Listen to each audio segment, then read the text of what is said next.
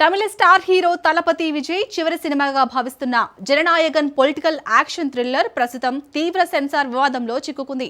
పొంగల్ సందర్భంగా జనవరి 9న విడుదల కావాల్సిన ఈ చిత్రంలో సెన్సార్ చాలా కట్స్ విధించింది. ఆ కట్స్ కి మూవీ టీం ఒప్పుకోక మద్రాస్ హైకోర్టుని ఆశ్రయించింది. దీంతో Madras high court single judge UBA certificate ఇవ్వాలని ఆదేశించిన డివిజన్ బెంచ్ ఆ ఆర్డర్పై స్టే విధించింది. అయితే నిర్మాతలు సుప్రీంకోర్టుని ఆశ్రయించగా మరోసారి షాకింగ్ ట్విస్ట్ వచ్చింది. సుప్రీంకోర్టు నుంచి ఊరట రాదని తేలింది. మద్రాస్ హైకోర్టు ఇచ్చిన ఇంటరీమ్ స్టేని సుప్రీంకోర్టు కొట్టివేయలేదు. దీంతో ఈ చిత్రం రిలీజ్ మరింత ఆలస్యమవుతుంది. ఇప్పుడు నిర్మాతలు మళ్లీ మద్రాస్ హైకోర్టుకే వెళ్లాల్సి ఉంటుంది.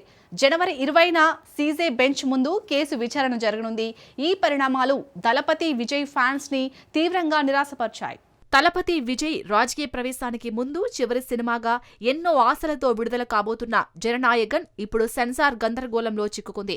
భగవంత్ కేసరి రీమేక్ గా ఈ చిత్రాన్ని పొంగల్ రోజున జనవరి 9న థియేటర్లోకి తీసుకొచ్చేందుకు నిర్మాతలు కేవీఎన్ ప్రొడక్షన్స్ వారు అన్ని ఏర్పాట్లు పూర్తి చేశారు.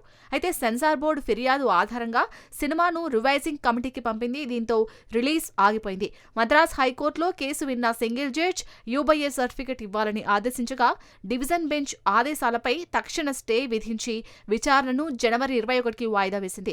దీంతో నిర్మాతలు సుప్రీంకోర్టుకు వెళ్లారు. అక్కడ కూడా షాక్ తగిలింది.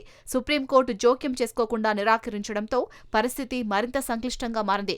మద్రాస్ హైకోర్టు డివిజన్ బెంచ్ ఇచ్చిన ఇంటరిమ్ స్టే కొనసాగుతోంది. దీంతో చిత్ర రిలీజ్ పూర్తిగా ఆగిపోయింది.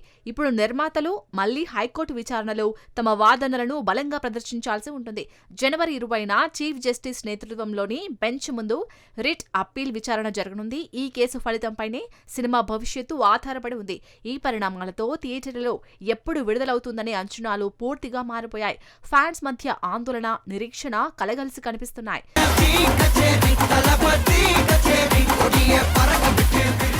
ఇక ట్రైలర్ విడుదలైన 24 గంటల్లోనే 83 మిలియన్లకు పైగా వ్యూస్ సాధించి రికార్డు సృష్టించిన ఈ లీగల్ ప్రాబ్లమ్స్ వల్ల సినిమా రిలీజ్ ఆలస్యమవుతుంది.